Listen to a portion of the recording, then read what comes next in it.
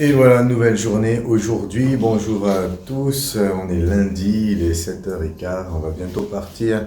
Donc pour une journée, cette fois-ci, de rendez-vous avec déjà une trentaine de pasteurs qui vont être répartis entre mon père et moi pour avoir de la prière pour eux. Donc ils vont nous exposer leurs problèmes, leurs soucis. On va prier pour eux. Et puis voilà, déjà une trentaine de pasteurs, plus certainement encore d'autres personnes. Voilà, donc une journée très très chargée. Je ne sais pas à quelle heure on va terminer. Voilà, sachant que pour nous, en général, un rendez-vous, ça dure 2-3 heures. donc là, ça va être des rendez-vous expéditifs. Donc voilà, ça va être un peu particulier aujourd'hui, mais ça va être bien. Voilà, je vais passer la parole à mon père qui boit son café. Eh bien, tout simplement, je suis très heureux. On arrive quand même dans une avancée de notre parcours avec beaucoup de bénédictions, de joie, et nous sommes vraiment contents dans la présence de Dieu, de ce que Dieu fait et de ce que nous sommes aussi en lui, et que toute la bénédiction repose là sur l'Afrique. C'est waouh! Ok, donc on va sortir. Là, je pense qu'on va prendre le petit déjeuner dehors. Et puis, donc, on va aller se diriger vers l'église pour entamer tout ça. Allez, à plus tard.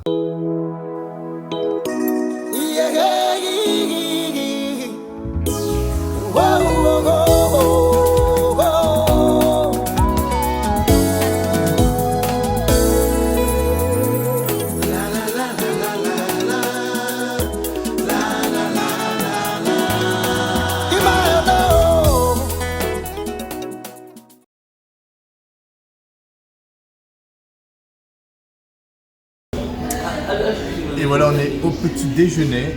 On se croirait en France avec les croissants, le jus d'orange, avec l'apôtre Camille Bolou. Avec Camille Bolou, pas l'apôtre. Avec Camille Bolou. Il y a un seul apôtre, Michel Dalpont. Ah, un seul apôtre, Michel Dalpont. Donc en tout cas, on est chez nous.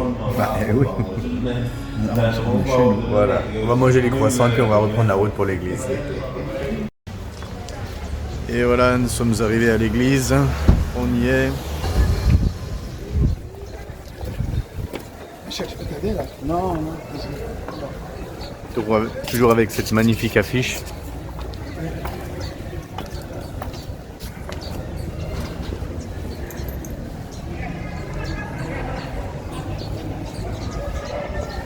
Il y a du monde pour les rendez-vous.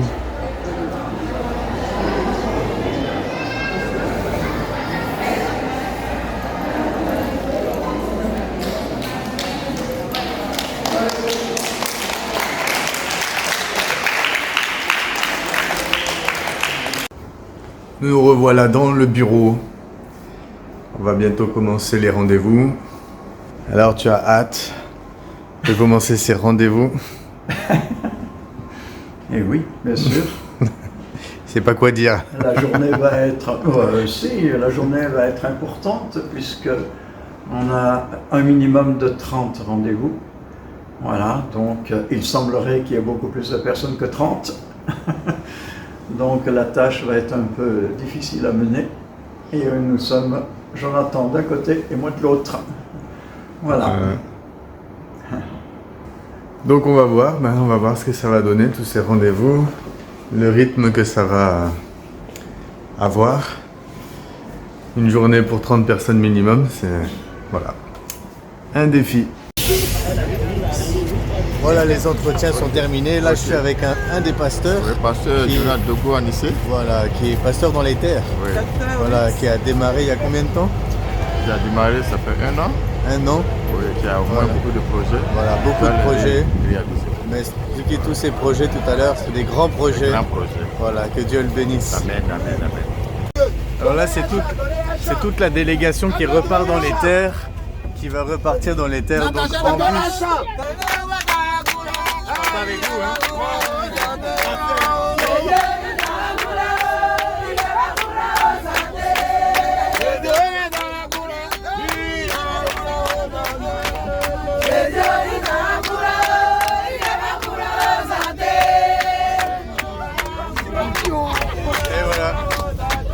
Soyez bénis.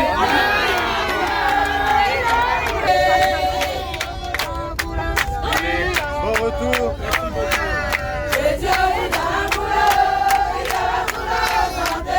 Papa Michel, Papa Michel, Papa Michel, Papa Michel. Alléluia, Alléluia. Papa Jonathan, Papa Jonathan, Papa Jonathan, Papa Jonathan. Alléluia, Alléluia. Papa Bolou, Papa Bolou, Papa Bolou, Papa Bolou, Papa Bolou. Les nouvelles, les nouvelles. Eh ben, ils sont joyeux. Ils sont contents du séjour. En 2027,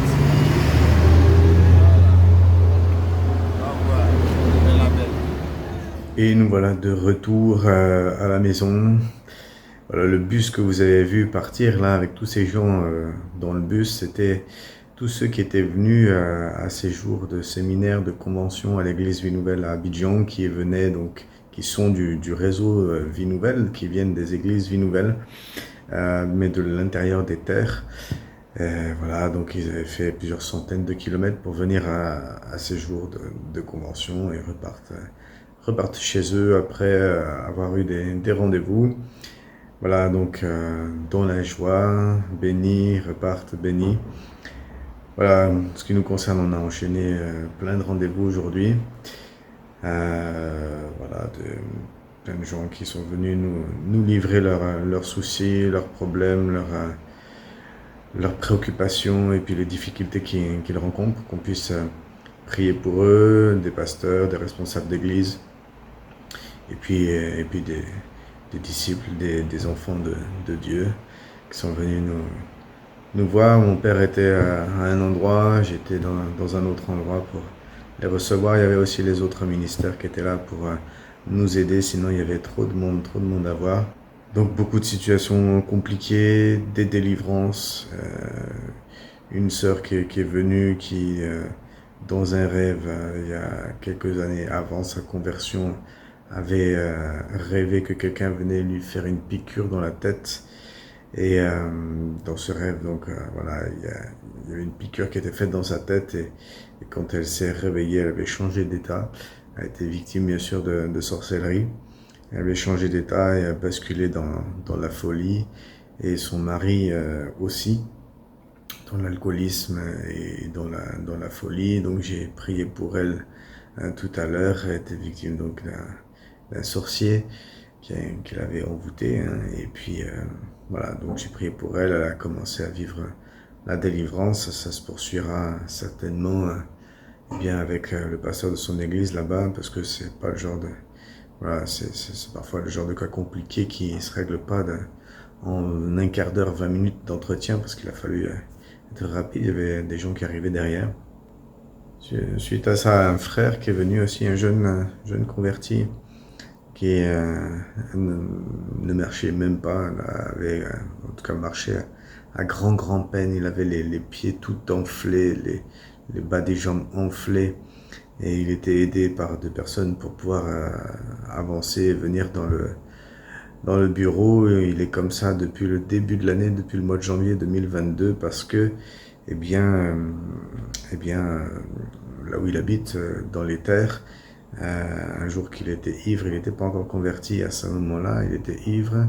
Et donc il est en marchant et il a rencontré un objet de sorcellerie qui était disposé sur son chemin pour quelqu'un d'autre, pour jeter un sort à quelqu'un. C'est comme ça, ils mettent des choses dans la rue pour jeter des sorts. Et comme il était ivre, il a eu un geste avec son pied de renverser cet objet. Il a donné un coup de pied dedans. Et c'est lui qui a ramassé. C'est venu sur lui. Et depuis ce jour, eh bien, ses pieds ont enflé. Et il a été complètement paralysé, il pouvait plus marcher, il pouvait plus...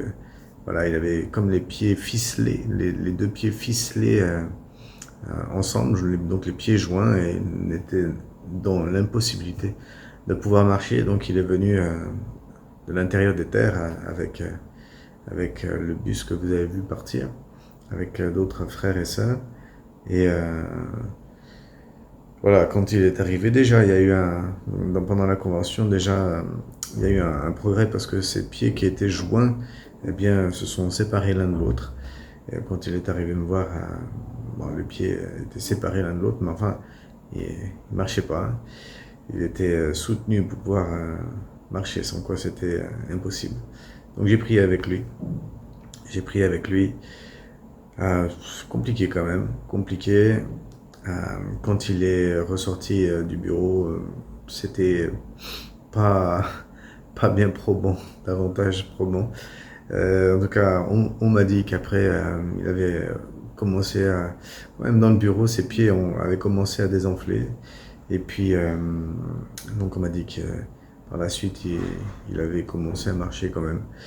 Donc voilà, j'espère en tout cas que ça va aller pour lui. En tout cas, vous voyez des situations très graves liées à la sorcellerie, d'autres encore qui étaient touchés par la sorcellerie d'une différente manière. Mais voilà, des situations parfois bloquées dans la vie professionnelle, des situations bloquées des constructions de maisons, bloquées des gens visités la nuit par des esprits, voilà, des choses liées à la sorcellerie, voilà, qui fait des ravages même parmi le peuple de Dieu. Et oui, parce que même quand on est enfant de Dieu, eh bien, on peut être victime de sorcellerie, et ça peut nous atteindre d'une manière qu'on n'imagine pas parfois. Mais Jésus est vainqueur dans toutes ces choses. Et voilà, mais il ne faut pas penser que parce qu'on est chrétien, ça ne peut pas nous atteindre. Ça peut nous atteindre dans une certaine mesure et on doit revêtir nos armes et prendre position et chercher la délivrance. Et Dieu nous la donne. Voilà, dans un moment, je vais aller manger avec mon père. Et puis demain, c'est encore une grosse journée. On a une réunion demain matin, dans une église d'Abidjan, une église Vie Nouvelle d'Abidjan, mais à l'aéroport, vers l'aéroport. Et puis une réunion encore le soir, dans encore un autre quartier d'Abidjan, avec un ministère apostolique qui est ami de l'apôtre Camille Bolou. Voilà, donc il faut encore que je prépare ma prédication pour demain soir. Demain matin et demain soir, je sais sur quoi je prêche, mais il faut que je me prépare. Et voilà, donc la journée n'est pas terminée. Et puis voilà, je vais me mettre au boulot. Mais avant, je vais quand même aller manger. Et voilà, on se retrouve pour le repas dans la chambre de mon père. On est livré tous les soirs vers 19h du repas. On mange ensemble. Et donc ce soir, on va voir ce qu'on va manger, très bien nourri, c'est toujours très bon. Alors, qu'est-ce qu'ils nous ont préparé ce soir? Alors, ce plat, c'est ce qu'on appelle la boule en Côte d'Ivoire. Oui, parce que mon père, il connaît bien, il est venu déjà de nombreuses fois en Côte d'Ivoire. C'est très bon. C'est étonnant comme goût, mais c'est très bon. Et puis, on a un plat de poisson, très habituel. Donc, c'est pas nouveau. Nous alternons entre le poulet et le poisson. Et ce soir, c'est du poisson. Et qui est tout frais, puisque l'Atlantique est sur Abidjan. Et puis, alors, la grande abondance... des spaghettis. Ah oui. Alors, il y a, je sais pas quoi, non. Je sais pas. Ça ressemble à des lardons. Ouais. Ah oui. Très bien. Avec, je pense que c'est fait pour ça, je ne sais pas. Et donc une sauce. Je comprends pas. Voilà. Et tout ça. Ça sent fort. Tout ça que pour nous deux. Ça sent bon. Tout ça que pour nous. Donc voilà, on va bien manger. Eh oui. Et après, on va préparer les messages pour demain. Et voilà, c'est la fin de la journée, il est 22h et j'ai terminé les messages pour demain. Voilà, donc demain, deux grosses réunions, une le matin, une le soir. Le matin, on est donc avec mon père, on est ensemble et donc on va prêcher tous les deux. Et hier soir, en priant, eh bien, j'ai eu le thème qui m'est venu de prêcher sur l'onction. Et puis ce matin, je ne sais pas pourquoi, alors que d'habitude je le dis pas particulièrement. Ce matin, alors qu'on prenait le petit déjeuner, je dis à mon père, au fait, demain matin, je vais prêcher sur l'onction. Et là, je vois sa surprise, parce que lui, il avait prévu de prêcher sur un thème sur l'Église dans les temps de la fin, quelque chose comme ça. Et puis, je vois sa surprise et en fait, il me dit, mais moi aussi. Ah, je suis, ah bon. Et en fait, ça lui était venu donc ce matin même de prêcher sur le thème de l'onction alors qu'il avait prévu autre chose. Donc au final, on a reçu le même thème tous les deux. Et donc on prêche dans la même église sur le même thème sans s'être concerté. C'est quand même assez fort la conduite de Dieu. Donc voilà, probablement demain, il va y avoir un temps très fort d'onction dans cette église. Et puis demain soir, donc on est répartis dans 2 églises, chacun séparément. Et donc moi, le thème que j'ai reçu pour demain soir, c'est le combat spirituel. Donc je vais aborder cette notion-là, le combat spirituel, sur Éphésiens chapitre 6, combattre, lutter contre les dominations, les autorités, les principautés, expliquer qui ils sont, et puis quelle est notre armure, comment manier nos armes, à quoi correspond chaque aspect de notre armure et de nos armes, et puis donc d'arriver à comprendre comment, eh bien, du point de vue personnel, mais aussi en tant qu'Église, rentrer dans le combat spirituel contre les puissances démoniaques et remporter des victoires. Voilà, donc demain, je pense que ça va être une journée assez intense. Si tu n'es toujours pas abonné à ma chaîne, s'il te plaît, abonne-toi, comme ça tu ne louperas aucune vidéo, ça fait progresser la chaîne et je te remercie. Si la vidéo d'aujourd'hui t'a plu, mets-moi un like, s'il te plaît, partage la vidéo si tu veux aussi. Voilà, tout ça pour... Et puis tu peux commenter aussi, c'est même un petit commentaire, même pour mettre Amen, gloire à Dieu, Alléluia, même un simple commentaire, mais ça aide, si la vidéo t'a plu, bien sûr, ça aide au référencement des vidéos sur YouTube. Donc ça permet d'être plus visible. Je te remercie d'avance et je te souhaite une bonne journée ou une bonne soirée suivant où t'en es dans ta journée. Sois béni.